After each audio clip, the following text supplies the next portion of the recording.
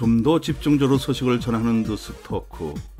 이번 시간에는 소화기 난사의 성도 폭행까지 점점 심각해져가는 서울교회 박노철 측에 대해 전하고자 합니다. 먼저 박노철 모석 측이라고 해야 함에도 불구하고 박노철 측이라고 제목을 붙인 것에 대해 양해를 부탁드립니다. 같은 목회자로서 너무나 부끄럽고 수치스러운 마음이 들어 목사라고 부른다는 것이 참으로 참담한 심정입니다. 이렇게 소식을 전하는 자도 참담한데 성도들은 얼마나 힘들까 생각하니 마음이 더욱 아픈데요. 이번 시간에는 서울교회 성도들의 인터뷰 내용과 함께 소식을 전하고자 합니다.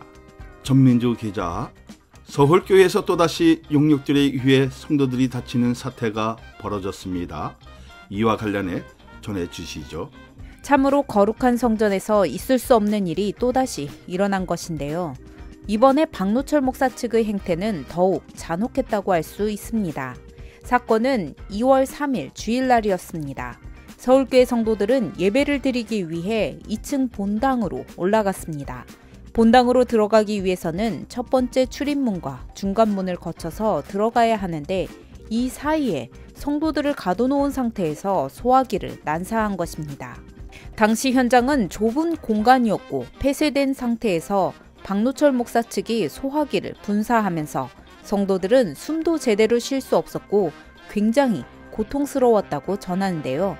사실 육체적으로 받은 고통보다 주일날 성전에서 이러한 일을 겪게 됐다는 것에 더욱 고통스러웠다고 전했습니다. 이날 베트남에서 일하는 서울교회 한 성도가 설 명절을 지내기 위해 한국에 나와 예배를 드리러 왔다 청변을 당하기도 했다고요? 네, 그렇습니다. 예배를 드리러 온 성도들에게 어떻게 이렇게까지 할 수 있을까 싶은데요. 피해자인 남자 집사님의 인터뷰 내용을 들어보면 당시 상황이 얼마나 참혹했는지 알 수 있습니다. 저희들이 이제 교회 본당으로 올라가기 위해서 2층 문을 열고 안에 들어갔었습니다. 중간에 보면 2층 문과 안쪽 문이 있는데 그 사이에 저희들이 있었고 저쪽과 대치 상황이 있었는데 용역으로 보이는 청년 하나가 그쪽에다 소화기를 뿌리는 사건이 있었습니다. 그래서 전체적으로 저희들이 소화기를 얼굴에 다 뒤집쓰고 있는 상황에서 저쪽에서 문을 닫아라, 그 좁은 공간 안에 있는 사람들이 소화기를 다 뒤집쓰고 있는데도 문을 닫아라고 하는 그런 목소리가 들렸고 저희들이 이제 황급하게 바깥으로 다 나오는 그런 사건이 발생했습니다. 이날 참배를 당한 성도들은 어느 정도가 되나요? 이날 예배를 드리기 위해 올라갔다가 참변을 당한 성도들은 약 30명에서 40명 정도 됩니다. 이날 피해를 당한 또 한 명의 성도를 만났는데요. 인터뷰하면서도 당시의 상황이 떠올라 매우 힘들어하는 것을 볼 수 있었습니다. 박노철 목사 측에 있는 한 사람이 강압적으로 이 성도만 안쪽으로 강제적으로 납치하듯이 끌고 들어가기도 했는데요. 굉장히 공포스러웠다고 전합니다. 뿐만 아니라 다른 성도들을 한 명씩 끌고 들어가서 때리고 폭행을 일삼았다고 합니다. 피해 당사자 인터뷰 내용을 보도록 하겠습니다. 같이 들어갔어요. 근데 거기 중간에 칸을 막아놓고 나중에 보니까 그게 용역들이 기거하는 공간이더라고요. 거기 모니터링도 하고 있었고 뭐 무전기 같은 것도 있고 그 다음에 이제 그 난로 같은 것도 있고 근데 이제 거길 통과해야지 이제 2층으로 들어가는데 그 과정에 있어서 근데 그 사이에 열려고 그러는데 문이 안 열리니까 자기네들이 오히려 이렇게 문 열고 있는 우리 쪽을 향해서 그날 비가 왔었거든요. 그러니까 작게 하고 그 꼬챙이 같은 걸로 그 사이에다 넣고 문을 열려고 하는 우리 집사님들한테 막 이렇게 찌르고 그랬어요. 그래가지고 실제는 우리 집사님이 이렇게 눈도 다치고 또 이게 손도 다 피가 나고 그랬어요. 지금 피해자가 한 30명 정도 돼요. 거기 있던 사람이 거의 갇혀서 그 공간에서 다 밀폐된 공간에서 다 맞았기 때문에 어떻게 거기 있을 수가 없더라고. 그게 막 한 번이 아니라 2회에 걸쳐서 그게 뿌려졌어요. 그러니까 다들 막 숨이 막히고 눈도 못 뜨겠고 이렇게 숨을 이렇게 쉬려고 해도 좀 버텨보려 해도 도저히 버틸 수가 없더라고. 그래서 일단은 다 그냥 거기서 밀려 나왔죠. 그래서 머리서부터 그냥 발끝까지 다 뒤집어 쓰고 들어가서 머리카락 샴푸를 하는데 2번이나 씻어도 저기가 안 되더라고. 소화기를 사람을 향해 난사하는 행위, 굉장히 우연한 행동인데요. 이러한 행동을 취하고 있는데 법적으로는 보호받을 수는 없는 것인가요? 위험 물건을 휴대해서 행하면 가중처벌을 받게 되는데요. 사실 안타까운 것은 형사고발이 들어가고 처벌을 받는 것도 중요하겠지만 성도들이 이토록 피해를 입고 있는데 이러한 것에 목회자가 자신의 입속을 챙기고자 성도들의 아픔에 무감각하다는 것이 더 끔찍한 현실인 것 같습니다. 교회에서 어떻게 이런 일이 일어날 수 있는 것인지 참 안타깝습니다. 박노철 목사는 사실 이 목사로서의 직무를 집행해서는 안 되는 상태 아닌가요? 네, 그렇습니다. 서울중앙지방법원은 2019년 1월 4일 박노철 목사에 대해 서울교회 위임 목사로서의 직무를 집행해서는 안 된다는 가처분 결정을 했고 그 결정문은 1월 12일 송달돼 정식 효력이 발생했습니다. 하지만 박노철 목사 측은 대법원 판결이 남아있다며 지금 본당을 불법적으로 점거하고 이처럼 만행을 저지르고 있는 것입니다. 박노철 목사 측이 점거하고 있는 이쯤 본당에 올라가 보면 이곳이 과연 교회인가 싶을 정도라면서요. 네, 성도들이 더욱 마음이 아픈 것은 교회를 사랑한다면 과연 교회를 합판으로 막고 성도들의 일거수일투족을 CCTV로 감찰할 수 있을까 생각이 듭니다. 성도들의 인터뷰를 더 보도록 하겠습니다.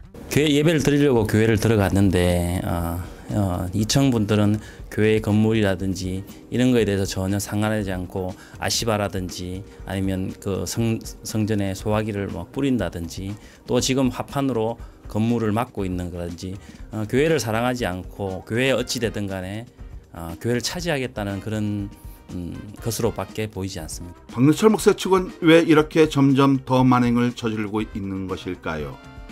서울교회 성도들에 따르면 대법원 판결까지 마지막 발악이 아닌가 싶다는 말이 돌고 있습니다. 사실 박노철 목사 측은 자신의 상황이 불리해지자 각종 루머를 만들어서 퍼뜨리고 아니면 말고식 의혹을 제기해 자신이 몸담고 있는 교회인 서울교회의 흠집내기를 서슴없이 행하고 있는데요. 대표적인 흠집내기로는 재정비리입니다. 서울교회 성도들은 좀만 더 자세히 알아보면 사실이 아닌 단순 흠집내기에 불과한 것인데 아니면 말고식으로 지속적으로 이러한 행태의 의혹을 만들어내고 있다는 것에 안타깝다고 말합니다. 오장로와 관련한 재정비리 사건도 박노철 목사는 스스로 오장로는 횡령을 하지 않았다고 말을 해놓고 상황이 불리해지자 횡령이라고 주장하고 있는 상황입니다. 박노철 목사가 스스로 오장로가 횡령하지 않았다고 말한 녹취물도 있다고요? 서울교회 청장년층으로 구성되어 있는 사랑하는 서울교회와 함께의 약자 사서함이라는 모임에서 서울교회에 여러 문제들이 나오자 사실검증 프로젝트를 통해 문제를 풀어나가고자 2016년 5월부터 9월까지 박노철 목사를 인터뷰한 바 있습니다. 총 9차례에 걸쳐 인터뷰가 진행됐는데요. 이 인터뷰 내용 안에 당시 교회 내 재정비리와 관련한 소문이 있어 박노철 목사에게 질의를 한 것입니다. 그리고 여기서 박노철 목사 스스로가 오장로가 서울교회 재정비리와 상관없으며 인마이 포켓은 절대로 믿지 않는다고 말한 녹취 자료가 있다고 밝혔습니다. 그러니까 저는 오정수 장로님이 인마이 포켓 나는 절대 안 믿어. 요즘 뭐 이렇게 떠도는 나는 그거는 막 믿지도 않아. 다만 이 시스템은 조금 좀 바뀌어야겠다라고 하는 것이고 오정수 장로님하고의 관계는 내가 보는 관점에서는 그런 식으로 풀어져 갔던 거예요. 사서함은 박노철 목사 인터뷰를 마친 후 검증 과정을 통해 당시 서울교회 문제는 재정비리와는 상관없이 박노철 목사의 자질, 자격에서 나온 것임을 검증했다고 밝혔습니다. 그런데 사실 서울교회 사태는 박노철 목사가 안식년을 거부하면서 시작된 것으로 알고 있는데요. 그 안에는 더 복잡한 내용들이 있다면서요? 사서함에 속해 있는 성도와 인터뷰하면서 알게 된 내용인데요. 사서함이 박노철 목사와 인터뷰할 당시 박노철 목사가 스스로 말하기를 자신을 지지하는 측에 서 있는, 좀 더 정확히 말하자면 현재 1층에서 예배드리고 있는 서울교회 측의 반대 입장을 가지고 있는 반대파는 세 부류로 나눠진다고 합니다. 한 부류는 원로 목사인 이종윤 목사를 공격하는 세력, 두 번째는 오장로 재정비리를 언급하고 공격하는 무리, 그리고 박노철 목사를 순수하게 지지하는 성도들로 나뉜다는 것입니다. 그런데 서울교회 측에서 박노철 목사의 학력 위조, 표절 설교, 횡령 등의 문제를 제기하자 이종윤 목사와 오장로 재정비리가 있는 것처럼 터뜨리며 자신들의 잘못을 물타기 하려는 꼼수가 아니냐는 지적도 나오고 있습니다. 서울교회가 단순히 박노철 목사 측의 문제가 아니라 그 이면에는 서울교회를 무너뜨리려는 싸움처럼 느껴지는데요. 과연 이들이 원하는 것은 무엇일까요? 사서함 성도들의 말에 의하면 사실 이들은 협상을 통한 더 큰 돈을 원하는 것이 아닌가 생각된다고 말합니다. 사실 여러 대형교회 분쟁 사건들이 조정에 들어가면서 협상 과정에서 액수가 상당했기 때문입니다. 처음에 박노철 목사가 다른 곳에서 목회를 한다면 교회 개척 자금 등을 서울교회에서는 지원해주고자 했습니다. 그 금액이 약 10억 원 정도였는데 대법원에서 지면 그때 협상과 조정을 통해 30에서 40억은 받을 수 있을 것이라고 생각하고 악랄하게 버티고 있는 것이 아닌가 생각된다는 것입니다. 교회를 돈으로 보고 이렇듯 행하는 모습을 보니 마음이 아픈데요. 성도들의 이야기를 좀 들어볼까요? 2002년부터 이 교회를 이정희 목사님 때문에 예배를 드렸고, 계속해서 서울교회가 하나님이 원하시는 교회, 하나님이 쓰시는 교회, 하나님이 사용하시는 그런 교회로 가기 위해서는 하루빨리 이청 분들이 나가고, 그래야만 저쪽 분들은 교회에 어찌되든 간에 교회를 차지하겠다는 그런 생각만 가지고 있는 사람들이 빨리 물러나서 이 서울교회가 하루빨리 하나님이 사용하시는 그런 교회가 될 수 있기를 기도합니다. 목사라면 두 가지는 분명해야 된다. 다른 걸 떠나서 첫 번째는 신실해야 된다. 두 번째는 성실해야 된다. 어떤 신실성과 성실성으로 봤을 때 그 외에 어떤 행정적인 측면은 사실 실수가 있을 수 있습니다. 예. 그런데 신실한 거는 사실 목사로서, 목회자로서의 가장 기본적인 자질 부분인데, 그거에 있어서 박노철 목사는 도저히 정말 어떤 기준 이하다라고 이제 볼 수가 있고요. 성실하는 부분은 몇 번 들어서 아시겠지만 그냥 월요일날 나가서 금요일날 들어옵니다. 그 동안 뭘 했는지는 아무도 몰라요.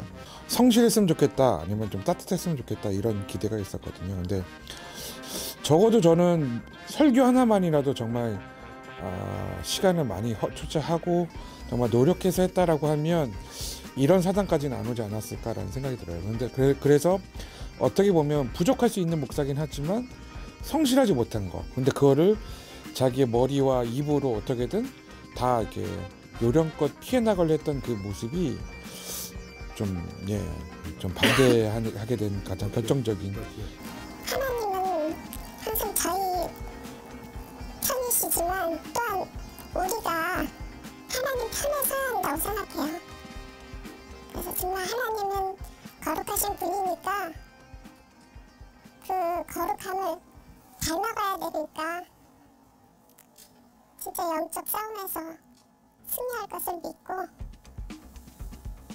진리고 진실은 반드시 승리한다는 거를 결국은 모든 사람이 알게 될 거라 저는 믿습니다.